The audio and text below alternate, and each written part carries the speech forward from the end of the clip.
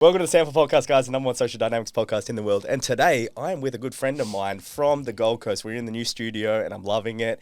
He is one of the guys that I got introduced on social media. He's huge on social media. Everywhere you go in Gold Coast, I either hear of him, I see him commenting on people in America, and I'm like, man, I got to connect with this guy. And I was lucky to connect with him through a couple of mutual friends. And then we were able to really just, build a friendship from there. So today with me, I have Culture Kings ambassador. I have absolute wellness coach and fitness coach.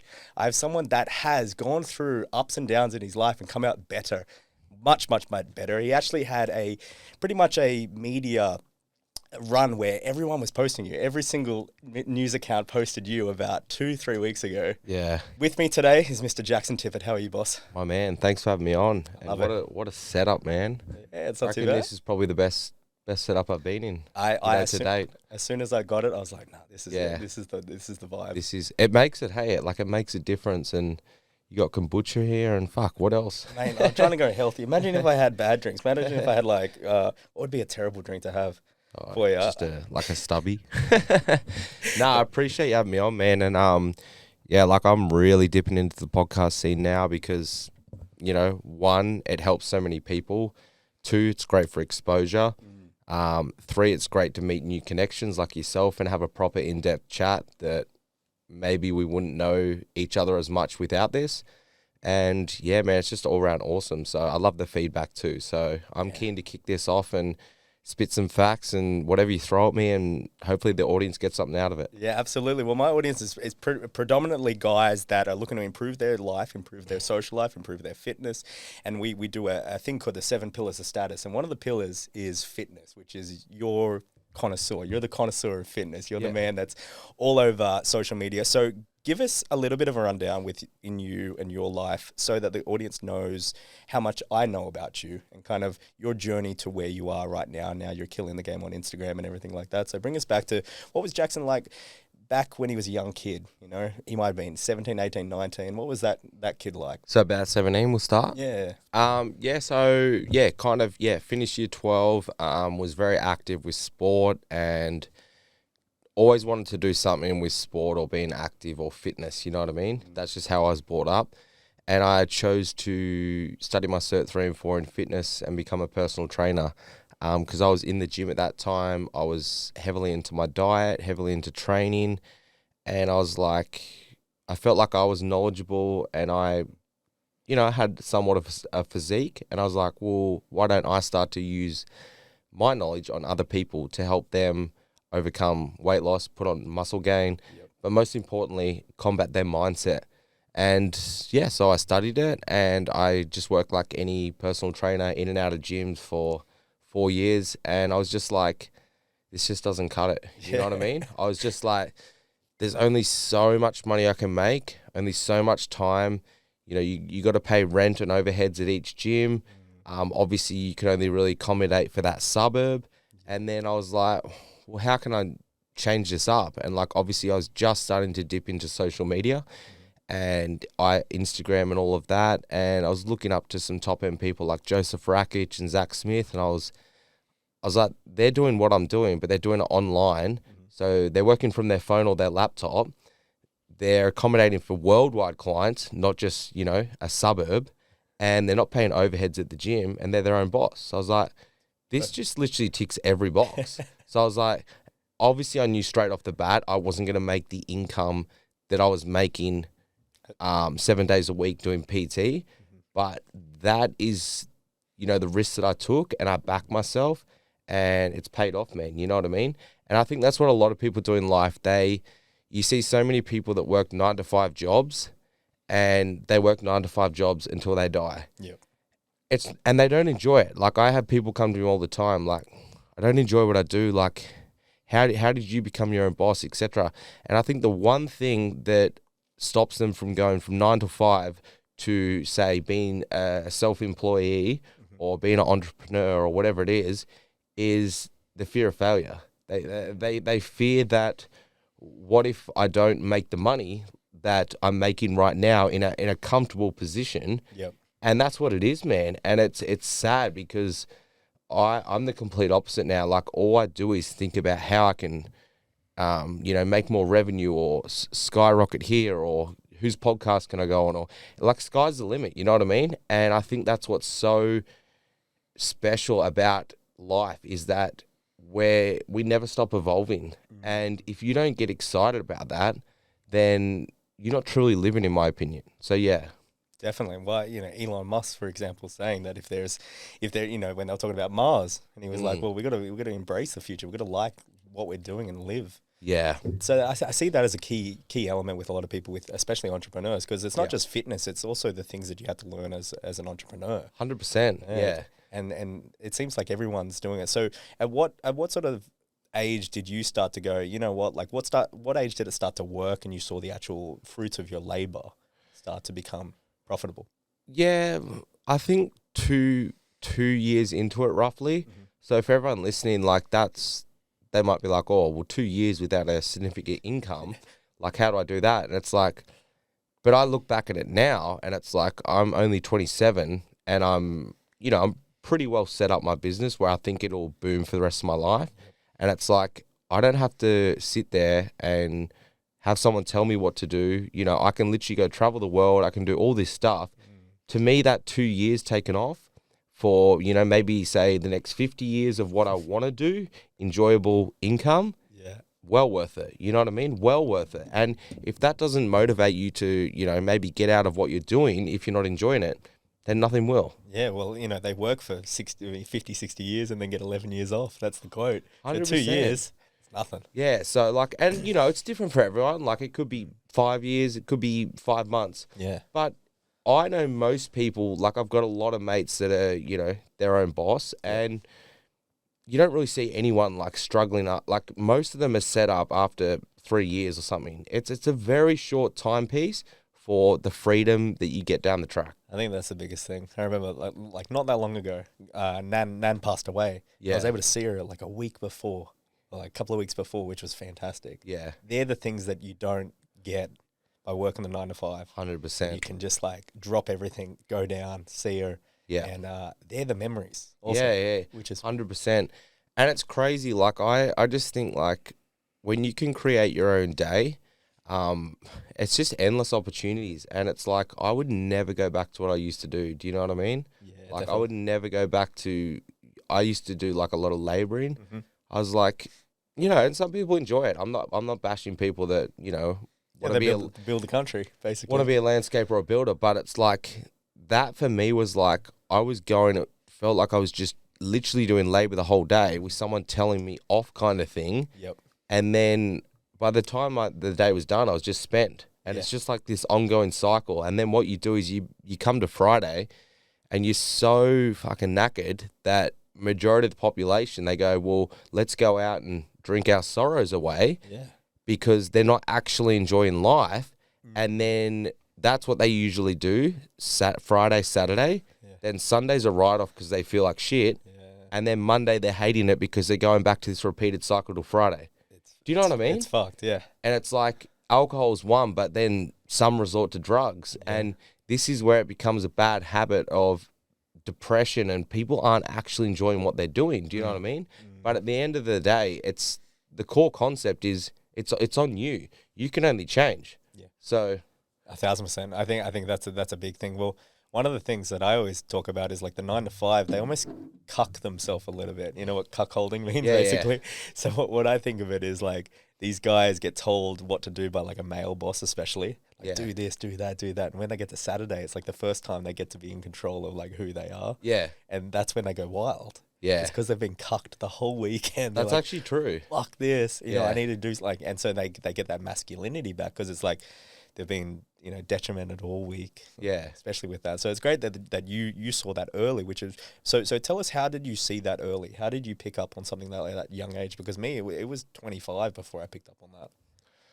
I think just, I think like how I was brought up with maturity, but most importantly, who I was surrounding myself with. Mm-hmm. So when I kind of changed my circle and I followed the likes of, say, like Tony Robbins, like when I followed these people that were very successful and I was like, this is achievable. Do you know what I mean? And like, it's obviously a better life to live. So I'm a big risk taker. I took a risk, I backed myself, and I've never looked back. It's fantastic. Yeah. Yeah, that's what a lot of men need. Yeah. It's, bro, I try help a lot of people. I get, like, even last night when I was out, bro, I had so many people come up to me and they're like, fuck, like, you're doing awesome. Like, I wish I could just do what you're doing. And I'm like, wish, like, you can. Like, you honestly can. Like, you're no different to me. Do you know what I mean? Yeah. Like, obviously, I put in a lot of work, like, a lot of hours doing photo shoots, podcasts, online coaching. But there's no reason why you can't do it. Like, truly, you know what I mean? I think if anything over the last 3 years has shown you, it's like you can't even be secure in a job, Yeah. you know? And that's the weird thing is with what's happening with the world, man, and like COVID and all of this, like you seen how much the world has changed in the last, say, 10, 20 years. What's in the next 10, 20 years? Like, are there even going to be jobs? Is money even going to be a thing? Yeah. Like, and this is why I think it's so important to have your own financial income, have your own house and property, Yep. and then the rest flows. Yeah. So, Well, yeah, there's definitely some interesting things coming, you know, with the central, you know, digital currencies where you got governments Crypto. owning, you got governments wanting to put in digital currencies, social credit scores, and that's where it gets a little bit like, oh, yeah. we're gonna have some fun, you know, it's gonna be Because I actually started doing a little bit of crypto, Nice. like 3 months back, and I was just like, I'm not good like with like when I saw the visuals of it, and like I had to log in like all the graphs and shit. You're I'm just being like, "Fuck straight this." up, bro. I was like, I'm just not good with that, and it was like literally doing my head in. And I was like, I paid for this massive thing and was with a mentor, and I literally did one trade, and then I stopped. I was just like, I can't do this. That is quite funny because any sort of new challenge you're gonna suck at it kind of thing, and so when at what stage were you starting to get, you know, you started to, have you ever competed, or did you ever have the aspirations of competing? No, so I'm probably the one of the few that is like, you know, renowned as an online coach, somewhat of a following that's never competed. It's never interested me. So I just don't, you know, and I'm not bashing people that do. No, you know, that it's a great goal to achieve. But at the end of the day, if you look at it, you actually get nothing out of it. Sure, yeah. And you know, when you actually want to take it far, like people think, oh, I'm actually going to be like a professional bodybuilder. It's like, it's not going to happen realistically. Like the stats, like when you go overseas and you match yourself, you might be good in Australia. It's like saying, oh, you know, I want to go make the NBA tomorrow. And it's like, how many Australians, first of all, have made the NBA, if not been actually good? Yeah, statistically. One or two in the lifetime. So it's like, why are you, do you know what I mean? And I think people need to be realistic with goals too. Sure. Not just like put them out and be like, yeah, I want to be like a, you know, a top IFBB pro around the world. I want to be an NBA. It's like, no, if that's physically not possible with genetics and etc., maybe focus on your time on another goal. It doesn't mean you can't train and look your best, but to me, it's like, what am I getting out of it? Yeah, no, exactly. So you do have to be that realistic, and especially because if you go to that underlying thought, like, what is it about it that you want? Like, is it the admiration? Is it the respect? Is it, because it's going to be more than just is it just pushing yourself to the limits? You know, there's going to be something else that you could probably acquire with something else that you're doing. 100%. And that's like me now. Like, I've just set new goals. Like, obviously I went down the steroid scene and body image and trying to look my absolute best for, you know, somewhat of 5 years in my early 20s. Yep. And now it's like, I'm just so focused on other goals like business and health. And like with my training, it's like, well, if I'm not going to obviously be as strong and be as big and be as lean and all of this as what I used to be when I was enhanced, I need to make a new goal. So I've started running. And it's like, that doesn't involve any of that. Yeah. It actually brings more health and mental clarity, but it's a goal.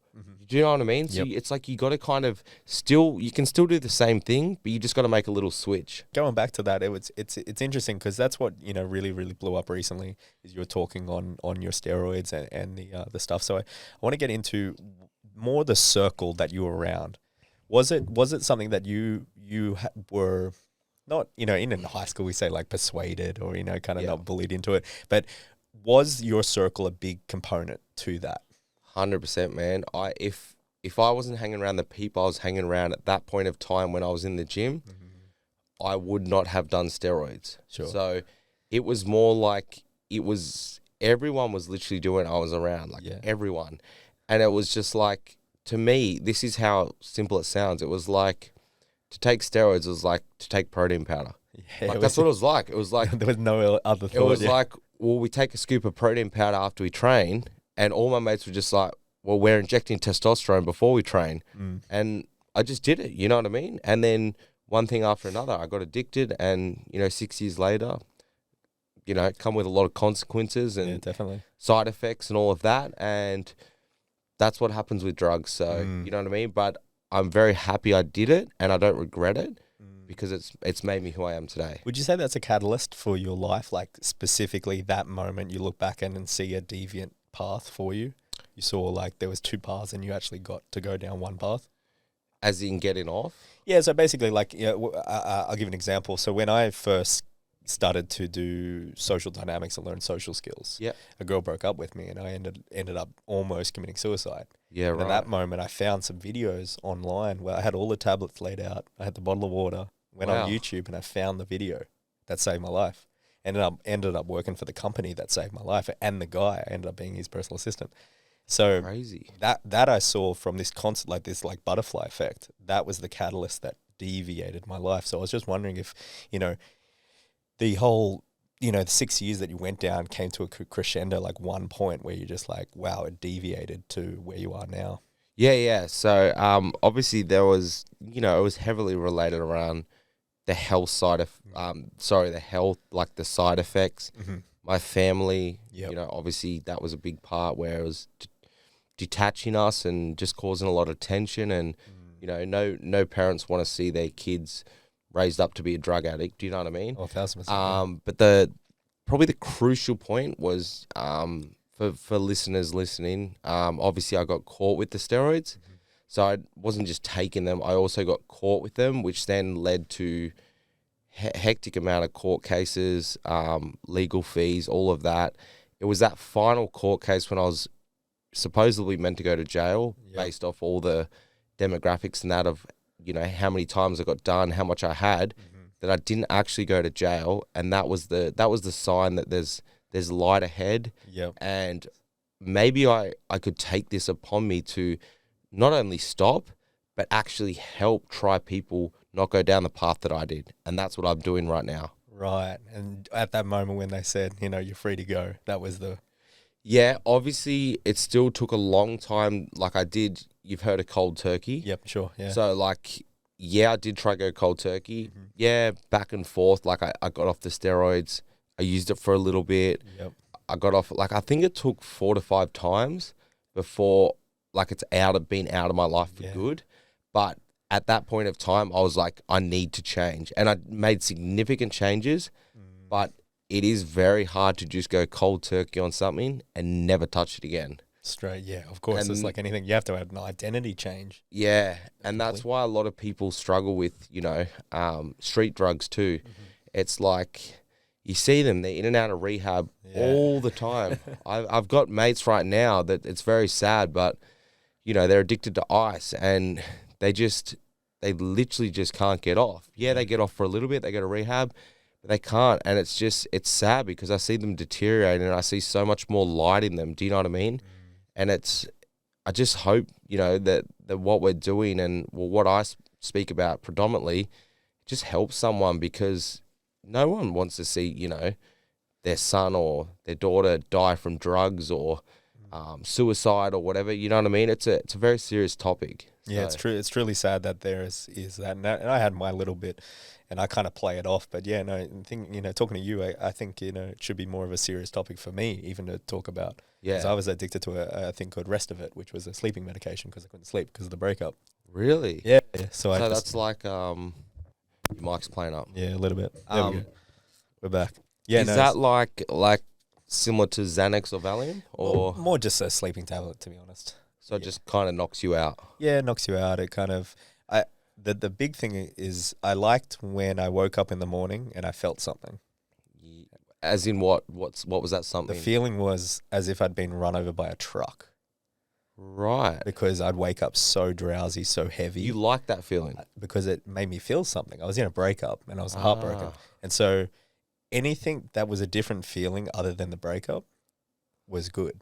That's interesting, hey? And that's the same as any drug, because that's what drugs essentially do, is you're escaping reality. Yeah. And that's what you're kind of saying is you're not enjoying This the real reality. life. Yeah. So it's like if you get that bit of a weird feeling, then that's kind of like your high.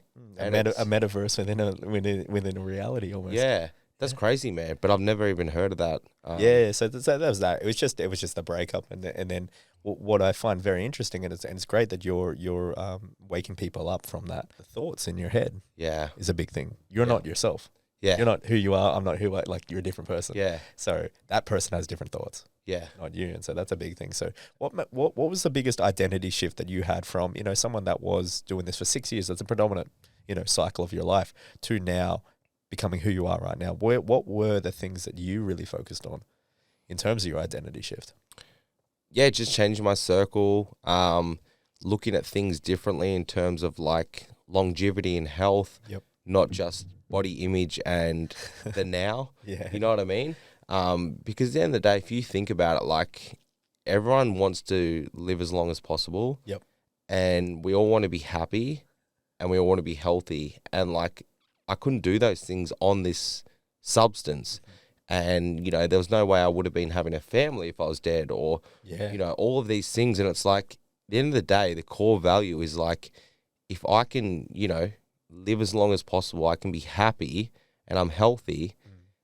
Why not? Like, that's why I've got, like, that was my game change. Obviously, along with the family, that was my, like, well, I got to get off. Do you know what I mean? It's like, and what I learned along the way, and it took a long time to like do this, but it's like when you would have talked to me 5 years ago and you would have been like, what do you love doing? Like, what do you get out of it? And I was like, I just want to impress people. So like when I would go out, I would be like, who's looking at me? Like what eyes are on me? Like as in looks, like, oh my God, like, like seeking a validation from them. Yeah, so that's all I cared about was like what people think about me, like just attention. You know what I mean? Like, oh yeah, he's lean, he's jacked, he's full of tattoos, etc.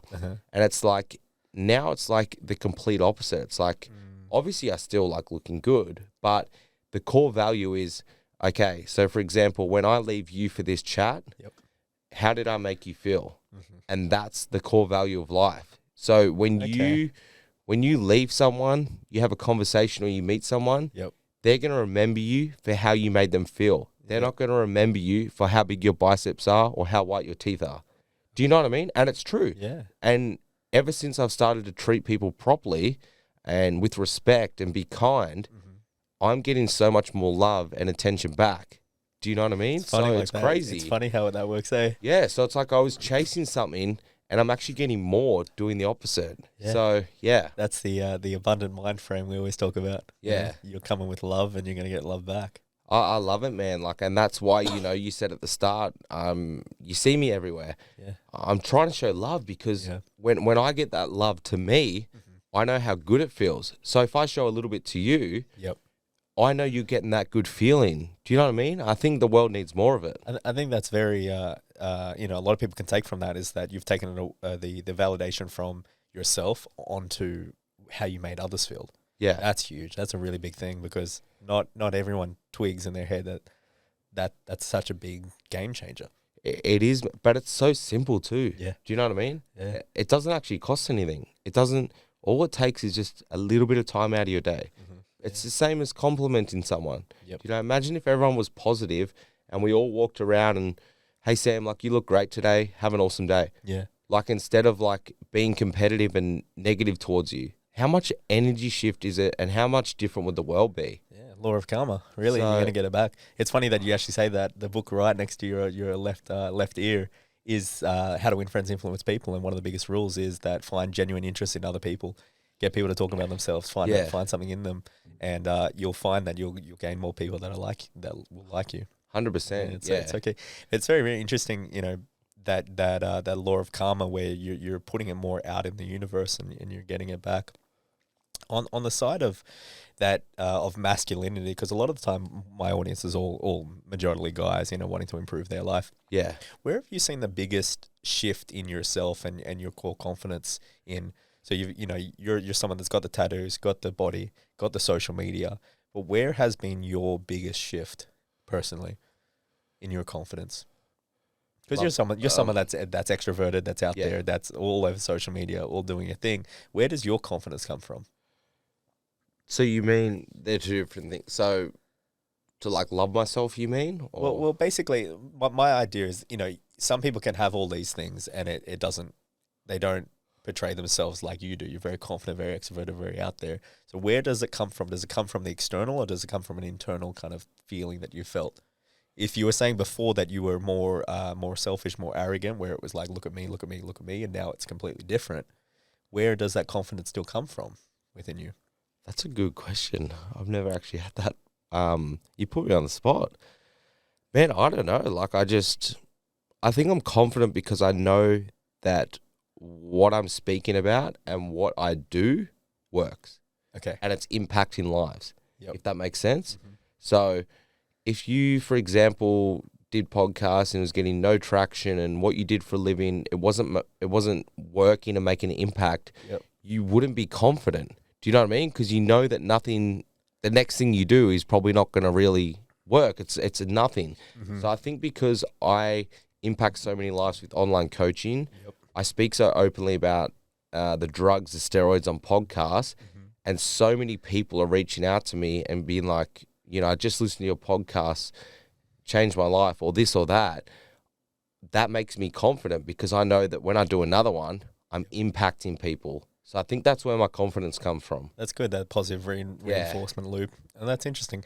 When I was looking at you, and I had a thought, and I wanted to ask you, when you're in that courtroom and you could be sentenced to jail, what was going through your head in that sort of situation? That was the worst day of my life. It was good after, but yeah, of course.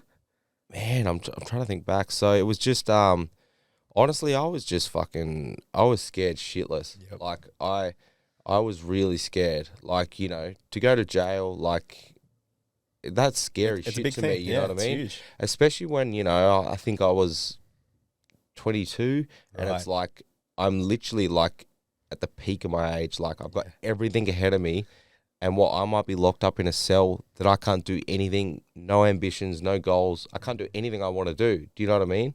It's like, I literally just wanted to hear the final thing. Yep. Which I thought was going to be jail, and there's nothing you can do, man. Yeah, you're just waiting. But I was just literally just sitting there, and it's like, as soon as he said, that's why it was so fucking impactful and powerful, because it was literally a split decision of like a 10-second, and he could have said, yes, you're going to jail for 4 years. Yep. But it was no, and it was just like, that split thing was like, it was like, fuck, there's just a weight off me. Like, I've just been let off. I cannot go out and fucking do this again. Do you know what I mean? And that, like, I think that just, for people that don't change when they go to court or stuff like that, it's like, how can you not? Like, if you're going to continually do this, you're going to get done, or you're going to die, or this or that. So that's all I needed to change. Do you know what I mean? I don't think you need anything else. I think you're a great example of someone that, got a great verdict and then did change their life and now are impacting others. Yeah. That's exactly what they want. If that was the case with a lot of people, we'd have a great world. I was going to say, if people had the same mindset as me and that was the same, I reckon they give everyone another chance. Sure. But what they do is majority don't, and then they go back to the old habits. But I just wish that, more people would see like that and make the change and stop what they're doing if they do get that second chance. Yeah. So, and what was the big one getting away from the people that, was it where it was easier to get all the stuff? Was it changing that circle? That was a big factor. So the first thing I did was I switched gyms. Amazing. Yeah. So I was training at obviously a more of a bodybuilding gym. Yep. Everyone around me was same size as me, if not bigger. Uh-huh. And what I actually did was I just went straight back to a commercial gym, like a Jets or something. So it's actually true, and it really helped me. Mm-hmm. So when I went back into that, I can't remember. I think it was jets or something, and I think I was living back in Noosa, so small suburb, jets. The biggest person there was not big. Majority of the people that were training were actually elderly female or males. So when I went in there, I didn't get as much body dysmorphia and hate towards me, because if I had to step back into the bodybuilding gym, obviously getting off the steroids, I'm going to shrink, I'm going to lose strength, etc. So if I'm doing that and then these people are actually getting bigger and stronger, I'm just going to get body dysmorphia. So I'm actually going to start to hate myself and get depressed. But because I stepped in this gym where it's like, although I was getting smaller, I was still, and I don't want to put this in the wrong way, but I was still one of the best looking guys. I was still probably one of the biggest in the jets, even when I was off, that I actually felt good. So it's like, I understand. Yeah, it's true, man. Like if you are not, enjoying what you're doing, or you're in a bad routine or bad habits, or you're not really doing anything with your life, it's probably who you talk to and who you surround yourself with on a day-to-day basis. And it's just facts. That's very like a psychological trigger that you did, go back in the small pond. Yeah, that's what it was like. And now your mind's like, you know what, we're just as jacked, we're just as big. Yeah. We don't need to be on this stuff. So you did your own positive loop, reinforcement loop. That's really. Yeah. And so what were the other things? So you went back to the gym. Was there any sort of changes that you made, systematically? Because a lot of the guys want to change. A lot of the guys don't feel as if they're confident, don't feel as if they're, their social skills. The majority of this podcast is about social dynamics. Yeah. So the 7 areas that we talk about, and one of them is because you were already on social media at the time, weren't you? Yeah. You were doing that. Now, did you change anything with that? Did you start to kind of put accountability in there to keep yourself accountable, or what was I'm trying to figure out where the ways that you change, so that it's very interesting. So someone might be like, okay, like he changed in those ways. So that was obviously the first Jets, one. That was the biggest factor out of them all. And then obviously with Instagram and social media, I just shifted who I followed. Okay. It's pretty simple, and it's something I even do to this day. Like I did unfollow a lot of people that didn't bring me any value. They maybe wanted me to go back down that path, or they didn't really support me. And I shifted it to people that, were ambitious and goal driven and posting out positive content and wanting to help me on my journey to, be natural. Like, so just shifted it, man. Followed new people. Mm-hmm. So everything's popping on my feed that is positive, and they're kind of helping me. Mm-hmm. And I think just with, a few days in, then a few weeks in, and a few months in, I just started to believe myself, and I loved myself for who I was, because I was getting so much support that I was like, I'm not going to go back down that road.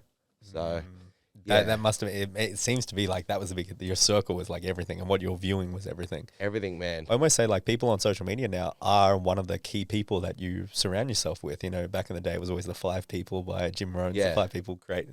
You're a byproduct of it, but social media people are now added to that. Yeah. Which is a big thing. So talk to us about social media, and because you're literally everywhere. Everywhere you're commenting, everywhere you're doing everything. And I know that you do it completely you. It's no other person. It's just you. So talk to us about, what's it like being a someone that is quite well known on social media? Is it a positive? Because I know that you're using it for a positive. Is it positive for you? Do you find it is positive, or do you feel as if that it comes like you see all these social media stars and they go down the rabbit hole and they end up crazy pretty much? Yeah. Do you feel as if you could see them, how they do that? Yes, I do, but I don't know, my mindset's different. So like I do see how they do it, like celebrities, etc. Yep. Once you get so much fame, you get an ego, and then you're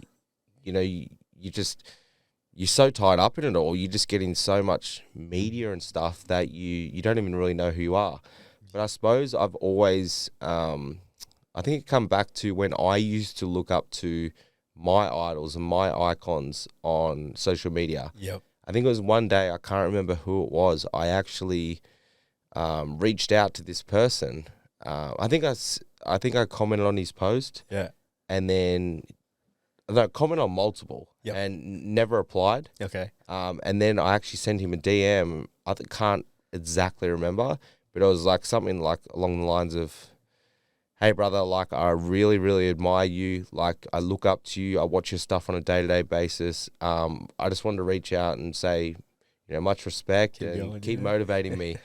And he saw it. And he literally nothing, no reply. And I was just like, that's the biggest fucking turn off. Yeah, okay. Do you know what I mean? Yep. I was like, I've gone out of my way and said that like you are like you're the reason I'm literally doing what I'm doing. Yep. And you can't even like put an emoji 2 seconds or just say thank you. And I was like, I never want to be that person. Yeah. So from that day, I was like, no matter how big I get, no matter how many people come up to me at night and say, fuck, is that Jaxon Tippet? I'm just a normal person, bro. I'm just like you. Yeah, I've got a following. Yeah, demographics and insights. Like I physically, I want that to be as big as possible based off business and money. But at the end of the day, if you come up to me, that doesn't define who I am.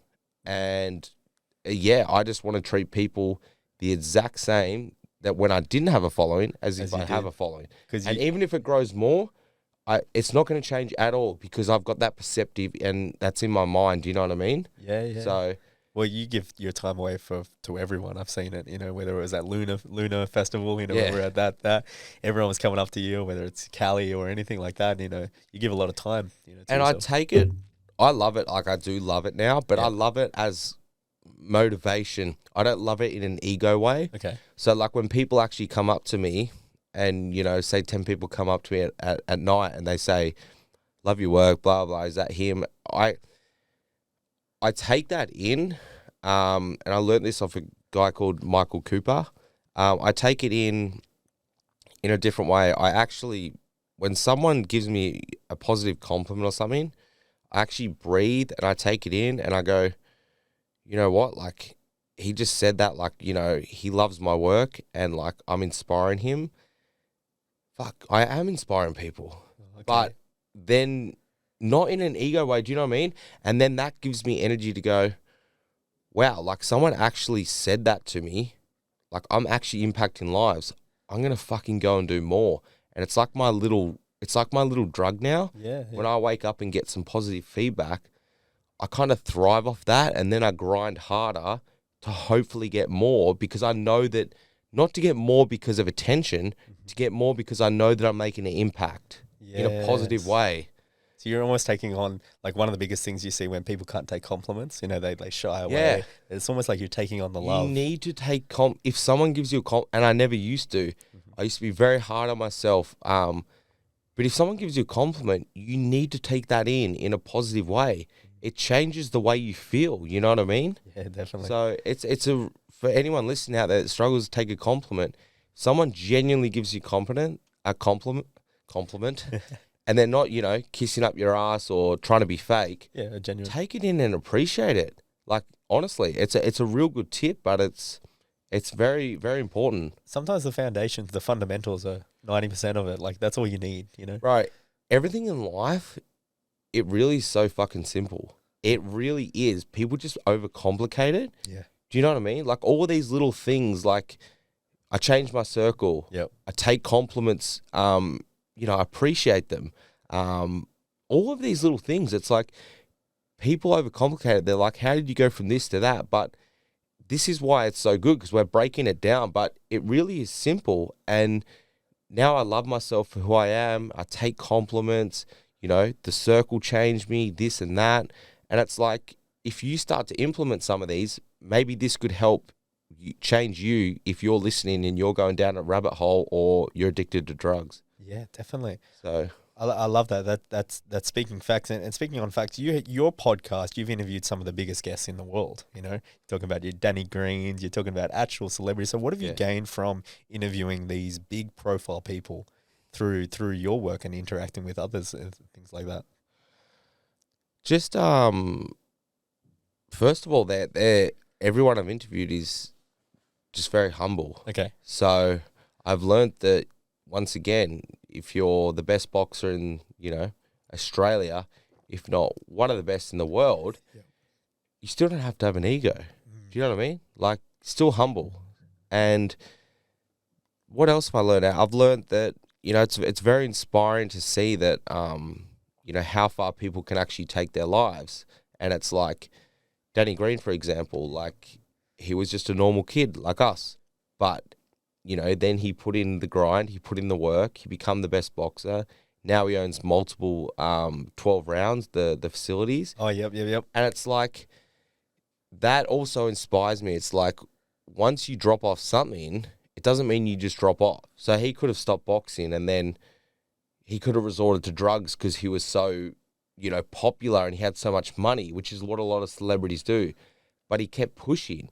And it's like, for me, it's like people say, oh, like you're pretty set now. Like maybe just like do this or do that. It's like, no, that actually drives me to go more because I know there's no limit. Do you know what I mean?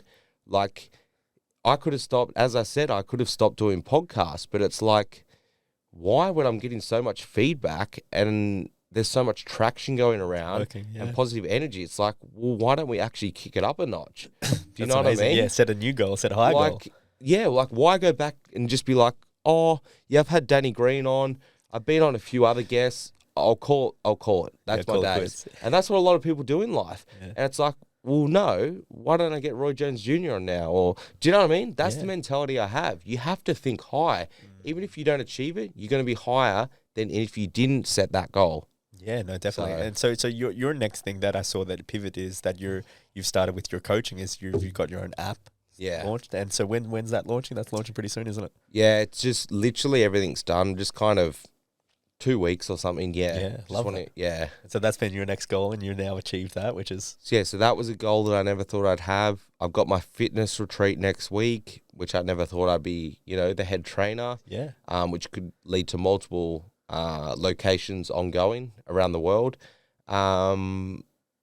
Many things, man. Like just, I get an excitement when it's like you crack something and then it's like, what can I achieve now?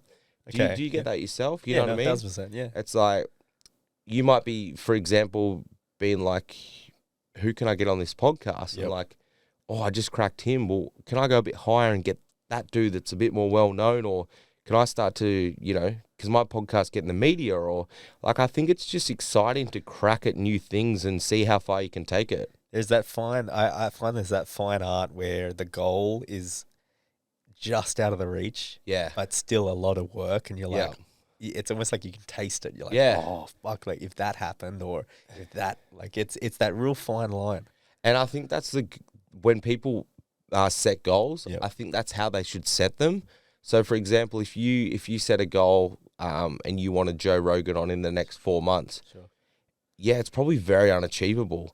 But if you said someone at a little bit of a lower caliber, and in the next year, you can probably do it. So you kind of like, as you almost know you're going to do it, but you got to work hard. And that's 1,000%. The goals, you know what I mean? Yeah, you can't set them too high where it's like, it's unrealistic. So then you just get down on yourself. Yeah, you're setting up you failure. You have to like just set them more little ones and then crack it and then a little bit more, you know what I mean? Step by step, that's what brings the confidence. Yeah, and that's how I set my goals now, you know what I mean? Just like... outside the reach. I know I'm going to achieve that because I achieved the last thing that I kind of put like that. Yep. But it's not something that's out of my range where it's like, I know for a fact it'll never happen. Sure. So, yeah. And it's funny because everyone's a little bit different. So your reach is probably, some people would be like, holy fuck, how do I get there?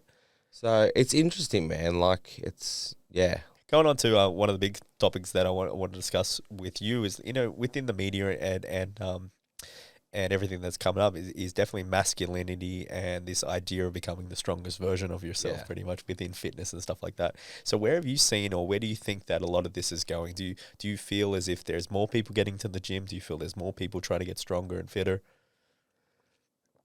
As in, just in the generation, what I've seen is that we've had a lot of years where there's a title called Hard Times Create Strong Men. You ever read that book by Stefano? Yeah. Where it's like, weak men create, strong men create good times create weak men create hard times, and go circle. So I feel as if we're in a transition period. I don't know how you feel about that, where the strong man, the masculine man, the more on his purpose is starting to come around. Have you noticed that within your interactions with people? and what's your take on things like Andrew Tate becoming very popular, things like more masculinity being promoted as like, no, it's actually good. Oh, yeah, I get you. Yeah, I think it's definitely changing, and that's becoming the more popular, if that Yep. makes sense, where it wasn't in the past. But I think it's definitely becoming more popular, if that answers your question. Yeah, no, that's good. I just want Yeah. to hear where everyone. I always throw that question out to see where people's feeling, like where they're Yeah. feeling and stuff like that. Because within what I do, social dynamics, you probably find in the fitness industry, everything changes so quickly. Yeah, it does. Social, Yeah. like I'll say something on the podcast 3 months ago, Yeah. someone will hit me up and say like, this doesn't work anymore. Yeah. And I'm like, yeah, motherfucker, this shit changes quick. It's true. Like Yeah. think about like, a little while ago, you're thinking about going to Europe and stuff like that. Yeah. And then the war breaks out. And you're like, oh, sack Yeah. that idea, or Yeah, it's like in the fitness scene, like what I'm starting to notice is just as of late, and I think it's going to shift, is steroids were a big thing and being jacked was a massive thing. But I think it's starting to shift now where not only does the general population find a smaller physique more appealing, but it's also healthier.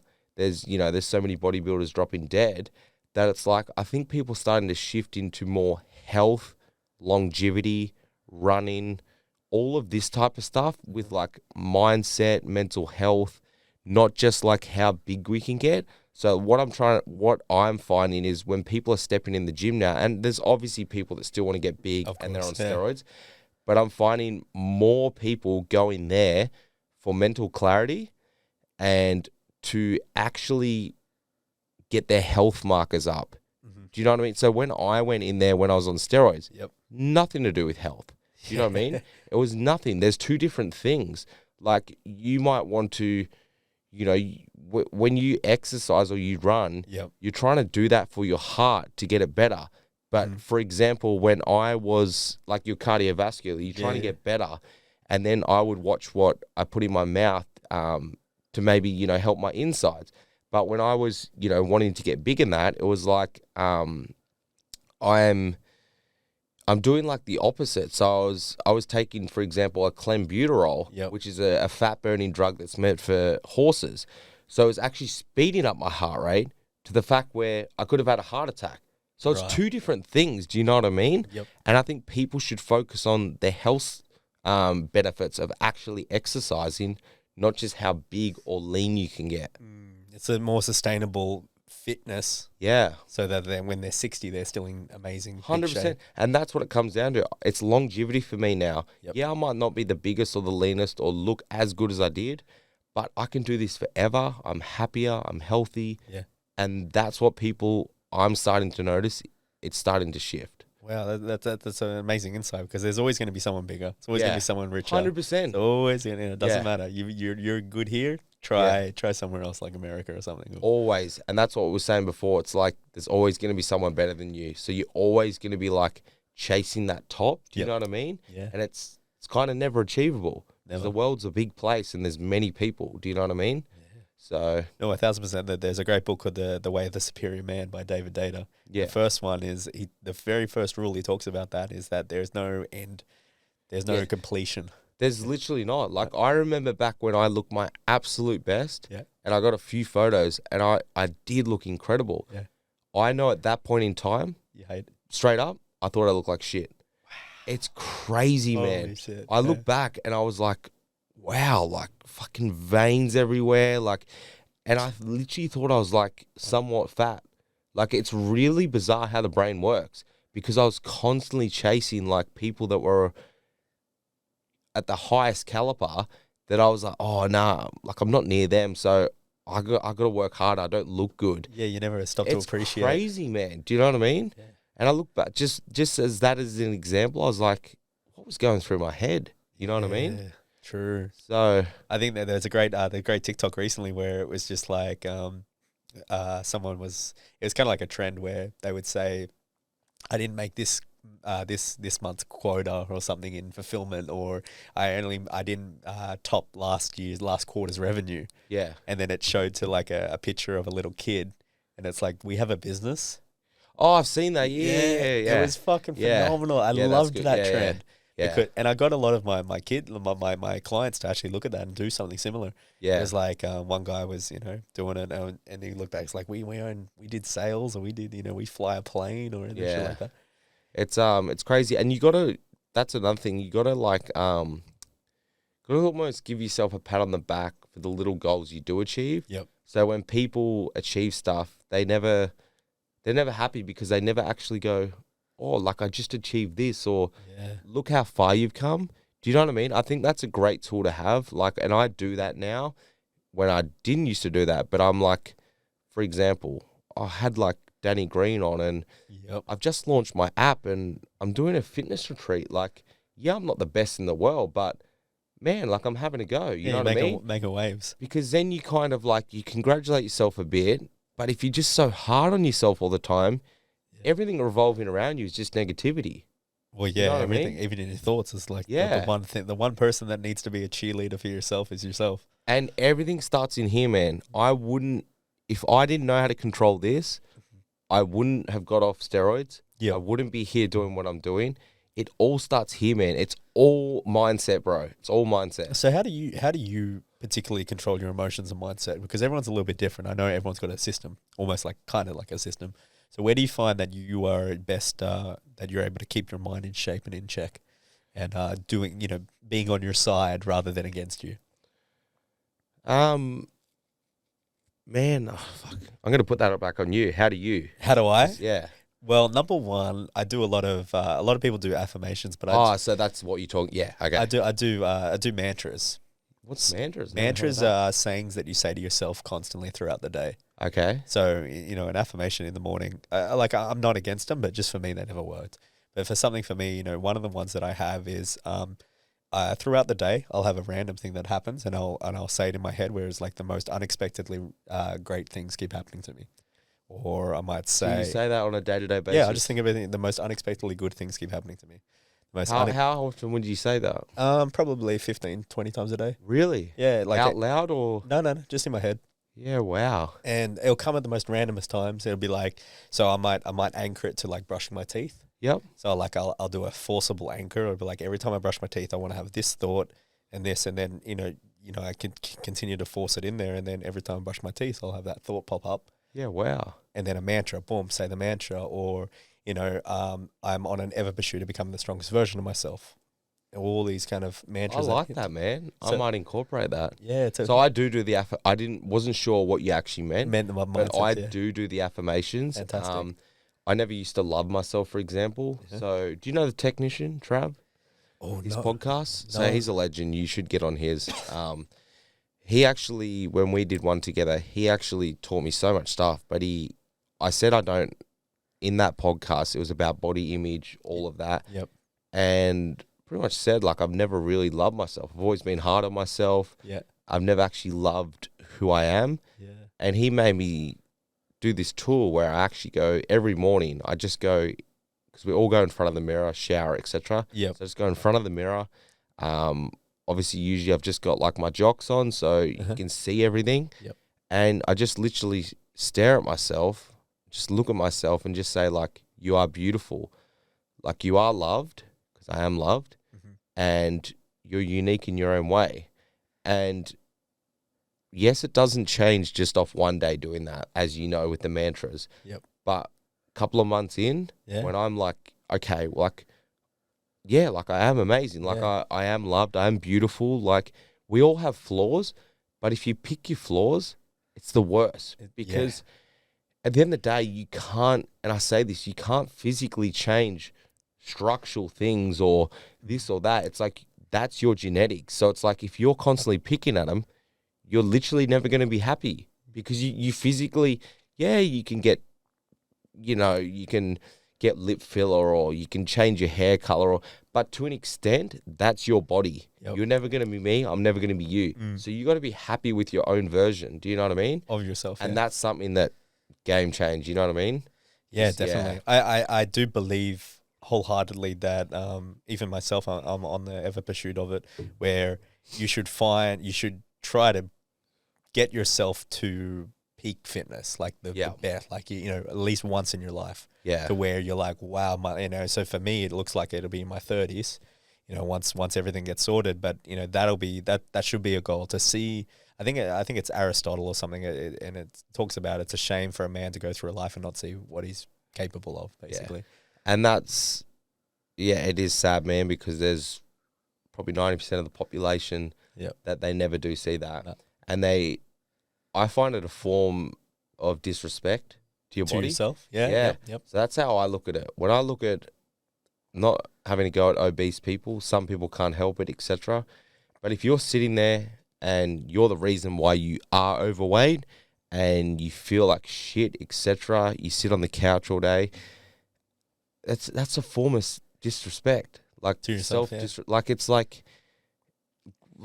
I could never do that now. Do you know what I mean? Like I could never physically do that because I wouldn't put that on myself. Like I think everyone should be like, it's the same as business. It's like, how much can you excel? Yep. It's the same as your body. It's like, you don't have to be the biggest person or whatever in the world, but why don't you have some respect on your body image and try actually work towards it? You know what I mean? Yeah. It's something that you use your body for everything. Yeah. Every single thing. I don't know, man. I don't know what goes through people's heads that don't have that ambition to somewhat, take self-respect in their body image. Just to work out for health, longevity, as you said. Yeah. Yeah, no, it's funny. It's almost, for me and probably for yourself, it's a non-negotiable. It is, man. It's like, literally... There's no thought. There's bro, you see me out last night. Like, I went out. I'm not going to lie. I don't feel the best. Yep. But I got up this morning and I went and trained. I went for a run. Yep. And I feel so much better now. I think that's why people should do it.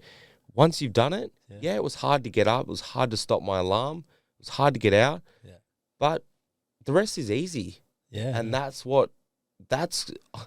I just don't get how people don't do that. Like that's the excitement that I get out of it because I know I've moved a little bit more ahead today. Yep.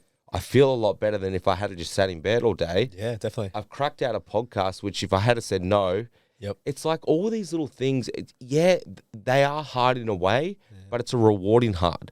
And that's how I look at every little thing in life.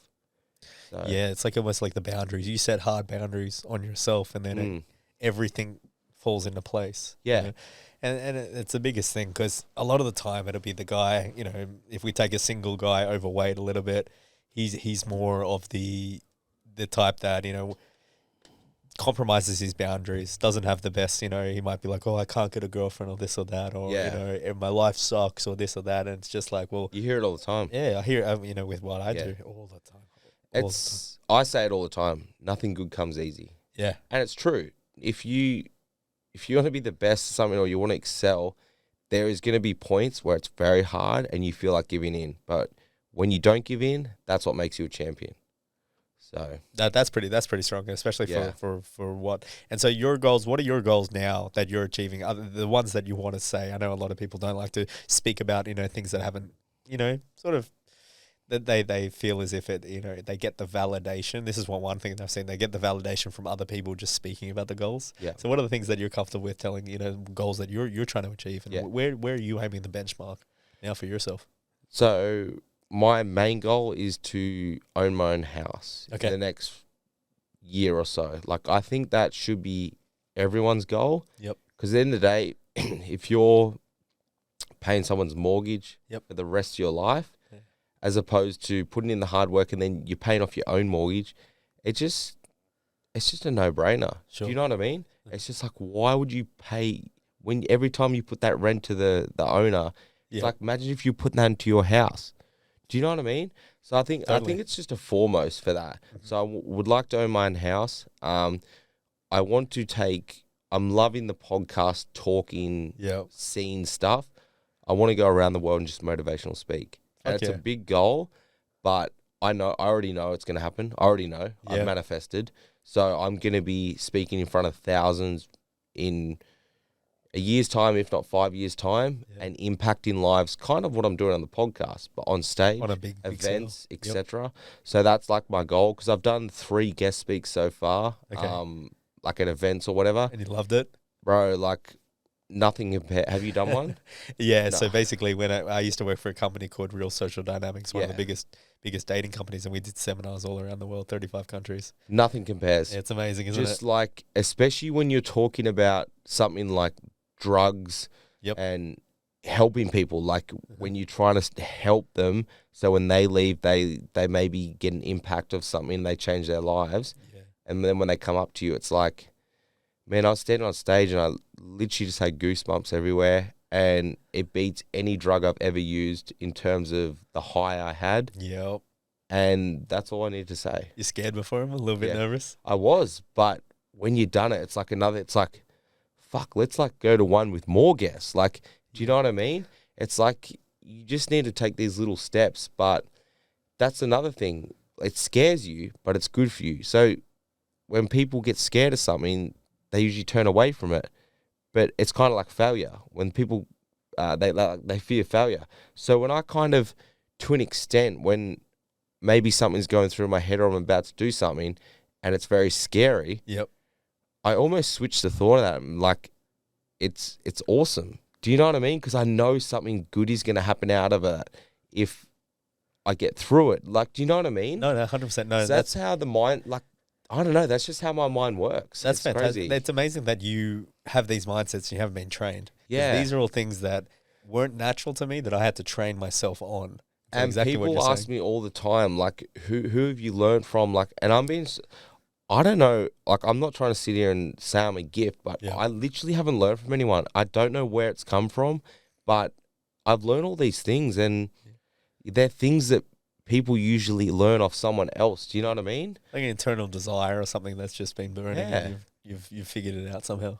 I just think I just fucking, every day I'm like, I see myself getting ahead more and more, like Yep. every single day. Uh-huh. Not in terms of body image, in terms of growth and my business and this and that. It's like, that just drives me, because it's like, if I can do this amount of things in the last 3 years and I've got like 50, like, how much, like, the sky's the limit. Yeah. Do you know what I mean? Like, For sure. Are you a big thinker? Do you think a lot? Do you reckon? all the time, bro. Yeah. Crazily, like, to the point where, like, I actually go to bed and then I usually dream about what I'm Okay. I'm thinking about, like, the next day, or like, it's crazy. I'm always thinking. Like, I'm thinking right now, even while I'm speaking to you, about what I'm going to be doing after. Like, I'm just always thinking, man. Do you know what I mean? Do you find that, does that take you out of the present moment, or are you able to kind of No. balance it? Okay. No, I can balance it. But I'm thinking about my next step, if that Okay. makes sense, even when I haven't completed the first. Oh, okay. So, Yep. yeah, it's good. I like it. It's interesting because I would say that I'm a little bit the opposite of that, Yeah. where I'd be talking to you and the only thought that's running through my mind is not trying to not trying to have thoughts. Yeah. Um, Which is good. Yeah, well, it's different. It's just how two people operate Yeah. differently. But as I said, while I haven't even completed this podcast. Yep. But I'm also thinking about, because I was potentially going to go home and have someone on mine. Yep. I'm kind of thinking about that even though I'm speaking. Yeah, yeah. I don't know if it's talent, but that's just what goes through my head. Yeah, it's your So- ability to be able to do two things at once. Yeah. So I love it, man. I just really want to see how far I can take my life, make my parents proud, make myself proud. And that's it. It's fantastic. Yeah. Mr. Tippet, it's been a pleasure to have you on and to hear your stories, especially because I think the audience can definitely relate with, like, you know, where you've come from. You know, it might not be something like to do with steroids, but it may be something in their life that they've, like, you know, they've hit rock bottom. Yeah. That's pretty much what happened. It seems like you hit rock bottom. And that's the thing, man. I think I put a post up the other day. Everyone suffers mental health. Yep. Everyone hits rock bottom. Everyone. I can guarantee you could talk to anyone in the world and they've had some dark down days. They've hit rock bottom at some point. Even your top end celebrities, Yeah. they always went like, you always hear the story. They were like this and then they changed. And that's the message I want to get out there, is like, there's so many people right now that they're not happy with their life, or they're taking drugs or this, and they think that's what life has to be like for the rest of their life. It's not. Like, if you hear my story, obviously I'm just one person, but I hit rock bottom and I've changed. And that should inspire you to change, because you see how much more better life is once you hit out of that rock bottom. And that's the message I want to get across. That kind of like bounce effect almost, yeah. But what I'm saying is anyone can achieve that and bounce out of that. So if you're listening now and you're down here, you don't have to be there forever. You can bounce out of that. Along with a lot of the little tips we gave. Yeah, definitely. All of these little things, you know what I mean? Even just reach out to us, and if you're struggling, just send us a message and we'll try help in some way, shape or form. Yeah, you won't be like the guy that left you on red. You won't be like that. Nah, it's a turn off. So I have one question I ask all my guests, and that one question is, if you could change one thing about the world, what would that one thing be? For everyone to be kind. I think it's just so simple. It would change so much impact in the world, you know, if everyone was just kind. So everyone was kind to every single human. Could you imagine? I actually can't imagine. It would be that good. The world would be that good. Polar opposite. Yeah. So, you know, if you're listening to this and, maybe you're a good person, but you don't actually go out of your way to compliment someone. You're not kind to people all the time. Like some people you give a bit of hate to or whatever. Just leave that. Just cut it off. Just the next person you see, or you scroll social media, or you leave a comment, do the complete opposite of negativity and just be kind. Do you know what I mean? Just give it a go. Like if everyone just did their little part, the world would be different. That's fantastic. Yeah. It's great when I ask everyone that question. I've never got an answer the same. Yeah, I like that. And that's everyone's different. I want to just flip around before we stop. Yeah. What's one wish that you would want to, One thing? Okay, Yeah. Some people have asked me that question though. Okay, it'll be a little bit different. I think if everyone, what I said before was if everyone was self-aware, if everyone was aware of themselves and how they represent themselves to each other, kind of like kindness, Yeah. they're coming off ugly and evil and manipulative. If they got to see what their self was, but for another thing, I think the biggest thing for the world, if it was to change, would be actually, as you said before, taking bets on themselves, taking a bet. Yeah. Yeah. So what, just taking a risk? Yeah, like actually, like I feel as if the world is very risk averse right now, and the world is being put in that place where you can't take risks because the detrimental effect is so large. Yeah. Right? So whether it's for guys especially, because I deal with guys all day every day, and I see the rationale that goes in their head about not wanting to go up and talk to a girl. Right? Yeah. Not wanting to go up and do a cold approach and just say hello. How's your day going? What's your name? And I think if guys were able to just feel that inner confidence and take that bet on themselves, Yeah. because they have this conjure idea of like where they think they are compared to where they could be. Yeah. And they never want to be out of the tribe, or there's a lot of DNA stuff that happens where if you go up to a girl, she rejects you, you feel as if you're being like taken from the tribe. And so that's been instilled for thousands of years. And I think we've got out of a situation where we don't bet on ourselves, we don't take a risk, we don't take a chance. I think that's very powerful. Taking a risk, not fearing failure, etc. It's I mean, you've done it. You say you've done it multiple times. Every risk I did take has led to credible opportunities. That should be enough to take a risk. Yeah. If you're listening, you've never taken a risk, just take one. Yeah, well, it's such an upside to it. You either learn something, either way. Yeah. That's the best thing, especially with a cold approach, because we teach a little bit of cold approach here and there, and one of the things is that the negative side of it is a rejection. Damn, that sucks. So the big deal though, you know what I mean? Yeah, like and that's how you got to look at it. Like it's such a big deal. But when we're talking about actual guy trying to talk to a girl, this is just one example. Yeah, if you get rejected, big deal. That's everything happens for a reason in life. So I believe that that's a reason that even if you did get accepted by that girl, you got rejected for a reason. Maybe you weren't meant to be. Yeah. Maybe she's talking to another guy. Like, take it as a positive. Okay, rejected. That person wasn't for me. Even though she's good looking, I kind of like her. We move on. Yeah, you know what I mean? Learn from the experience. We get a little bit better. We do Yeah. that. I've seen a couple of TikToks of you doing a bit of cold approach, which is fantastic, because that's what initially brought me out of the depths of despair. The ability to understand, holy shit, I can actually control my social life. I can do some cold approach. Yeah. I can actually go talk to a girl, get a number, and have a romantic relationship with her. That's fucking fantastic. Oh my God. That was like mind blowing to me at the time. Like when I first started, I was like 19, 20. I was just like, holy shit, this actually exists. So, no, it is. And then the upside, as I said, you never know. This girl might be your wife, have kids, and you have a love. So there's so much upside to just taking a chance, even with that, let alone business, becoming your own boss. Yeah. Let alone, so a lot of the time I also say, like, sometimes like the statistics on like business failures or this or going up to like, stuff the statistics. Just do what you feel as if might bring a result with you, because they say small businesses, they say like, oh, they're going to fail. But that's what I mean. Statistics are pretty much always against the grain. So if you're always going to listen to statistics in anything, it's like you're done. Like you got to kind of ignore that and take a risk. Maybe you will be that 10% that succeeds. 100%. Like there's a 50-50, even though the statistics say 90-10, that you could be that 10%. Yeah. And if you shift your mindset to be like, I'm going to be that 10%, and you back yourself and you go hard, you probably will be that 10%. 1,000%. So 1,000%. 1,000%. Thank you so much, Mr. Tippet. Now, where can the people find you if they want to go and learn more about you?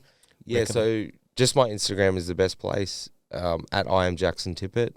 And just send me a DM, or, I'd love if you actually enjoyed this podcast to give it a share, give it a like. And because that's, at the end of the day, we're trying to spread what we've just talked about to thousands of people. And also for my audience listening, because my audience is going to see this, go give Sam a follow and his podcast. Because he's doing great things. So that's why I like it, because it's like your audience sees me, my audience sees you. Best both worlds. Go check out Sam, and let's just keep supporting each other, and hopefully someone got something out of this. Absolutely, G. I'm sure they did. I absolutely sure they did. Yeah. So go follow Jaxon. I appreciate it, guys. And I appreciate you, Jaxon, for coming on. Thanks so much, brother. Thanks, G.